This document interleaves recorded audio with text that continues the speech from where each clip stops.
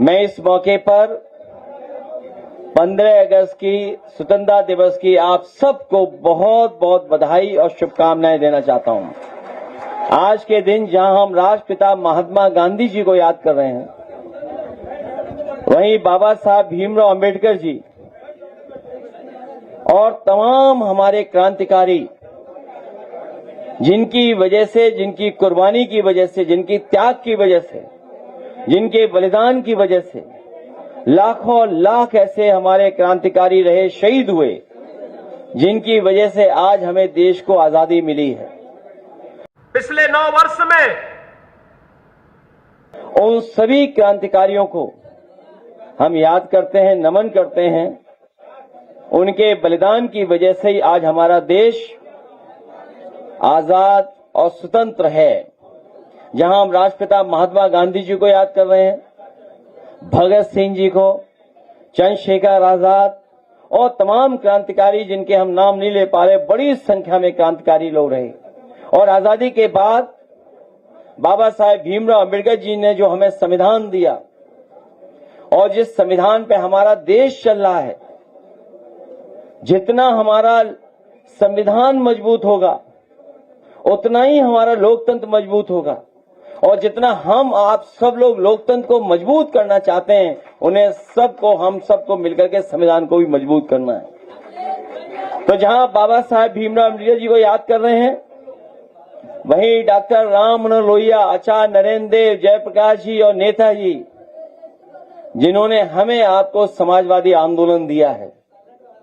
जहां हम 15 अगस्त को देश खुशहाल हो, तरक्की करे, दुनिया में हमारा देश भी आगे बढ़ता हुआ दिखाई दे, विकसित भारत बने, किसान खुशहाल हो, हर नौजवान को नौकरी रोजगार मिले, हमारे व्यापारी भी तरक्की करें और कम से कम दुनिया के व्यापार में अपना स्थान बनाएं।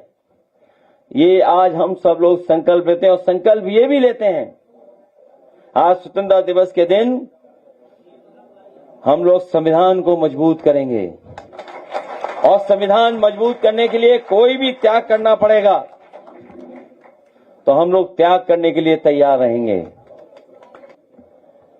ये स्वतंत्रता दिवस नहीं मना रहे थे कल, सोचिए क्या त्योहार मना रहे थे ये लोग कल। ये भारतीय जनता पार्टी के लोग विभाजन विभीषका दिवस मना रहे थे। सोचिए, ये स्वतंत्रता दिवस की नई तैयारी कर रहे थे,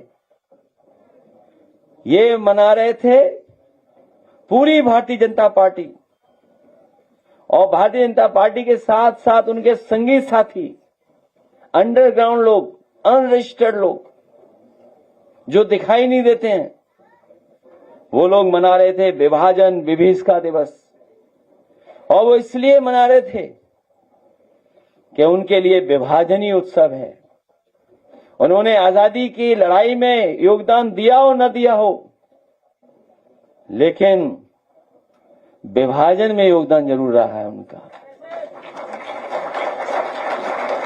और भाजपाई और संगी साथियों का लक्ष्य विभाजन था, यही उनकी उपलब्धि है।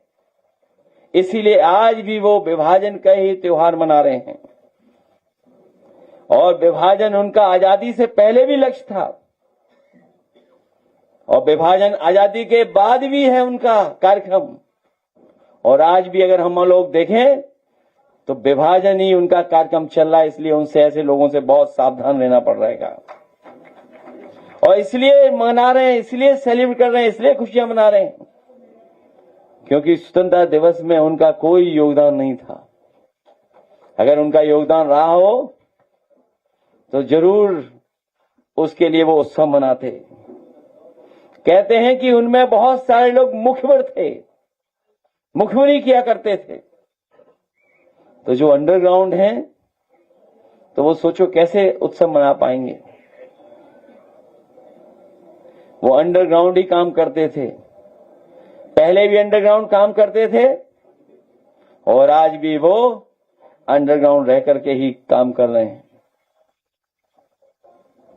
और जब कभी उनसे स्वतंत्रता दिवस की बात करो या स्वतंत्रता की, तो कई बार देखने को मिलता है कि वो मुंह फेर लेते हैं। जिन्होंने तिरंगा का कभी सम्मान न किया हो, जिन्होंने तिरंगा का कभी सम्मान न किया हो, वो आज तिरंगा लेकर के यात्रा निकाल रहे हैं। सच्चाई तो यह है, भाजपा और आजादी विलोम है, एक दूसरे के विपरीत हैं।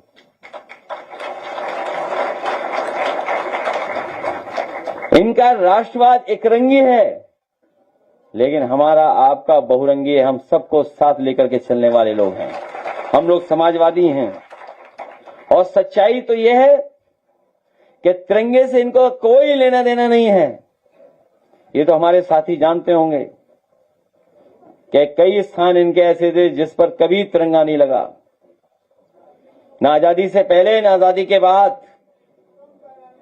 लेकिन इधर सुना है थोड़ा बदलाव किया है उन्होंने, जिस तरीके से आधे को फुल कर लिया इन्होंने, इसी तरह कुछ बदलाव किया है। जो भाजपाई घर घर तिरंगा कार्यक्रम चला रहे हैं, जो अनरजिस्टर्ड लोग हैं, सच्चाई तो यह है इनको मन मन तिरंगा कार्यक्रम चलाना चाहिए।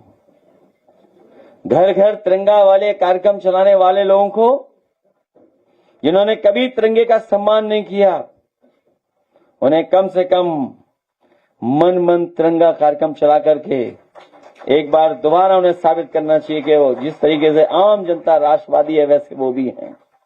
इसलिए इन लोगों से बहुत सावधान रहना पड़ेगा हम लोगों को। समाज में भाईचारा लाना है, बंधु राष्ट्र लाना है, प्रेम बढ़ाना है, भाईचारा बढ़ाना है। वहीं हमें यह भी याद रखना है कि संविधान है तो स्वतंत्रता है, और संविधान नहीं है तो हमारी स्वतंत्रता अपने आप छिन जाएगी। इसलिए संविधान है तो स्वतंत्रता है, और संविधान से ही स्वाधीनता है, ये भी हमें याद रखना पड़ेगा। और जितना संविधान हमारा मजबूत चलेगा उतना ही लोकतंत्र हमारा मजबूत दिखाई देगा। इसलिए संविधान को अगर ये ठेस पहुंचाएंगे तो हमारे लोकतंत्र को भी ठेस पहुंचेगी। इसलिए इनसे बहुत सावधान रह करके हमें मुकाबला करना है। इन्हीं शब्दों के साथ आए हुए बच्चों को बहुत बहुत बधाई देता हूं मैं, जिन बच्चों को आज हम लोगों ने लैपटॉप से सम्मानित किया है। 10th और 12th के बच्चे, ये नई पीढ़ी के बच्चे हैं, नई तरह की सोच के बच्चे हैं, और जो काम बहुत लोग नहीं कर पाए वो नई पीढ़ी के लोगों ने करके दिखा दिया। दिल्ली में जो सरकार झुकती नहीं थी उसे भी नौजवानों ने झुका दिया। और मुझे खुशी है कि बड़ी संख्या में उत्तर प्रदेश के नौजवान गए थे, और समाजवादी पार्टी के कई नौजवान वहां जाकर के उस आंदोलन में शामिल हुए थे। कल मैं नहीं मिल पाया, हो सकता वो आज आया हो नाव का नौजवान। अरे रुक जाइए, वो तुम नहीं, दूसरा।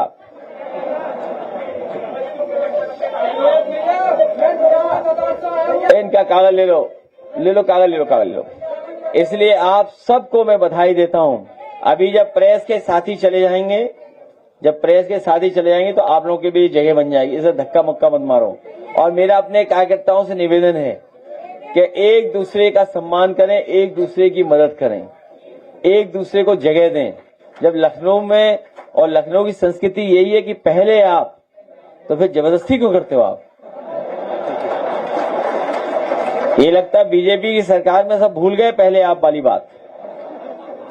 इसलिए अगर पहले आपका सम्मान करोगे या पहले आपकी बात करोगे तो सबको स्थान मिल जाएगा।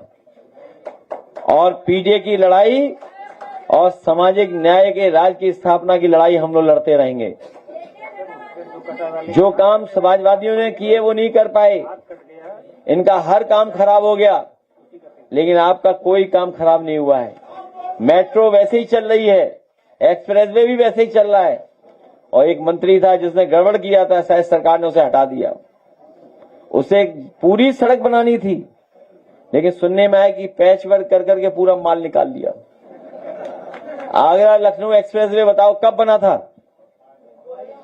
16 में तब उद्घाटन हुआ था, जिसपे हवाई जहाज उतरे थे। और अगर इनकी सड़क पे हवाई जहाज उतर दो तो क्या होगा हवाई जहाज का? या सड़क चली जाएगी या हवाई जहाज ही चला जाएगा। सुशासन के इस मॉडल का परिणाम है कि 50 लाख करोड़ रुपए से अधिक के निवेश के प्रस्ताव उत्तर प्रदेश को प्राप्त हुए हैं,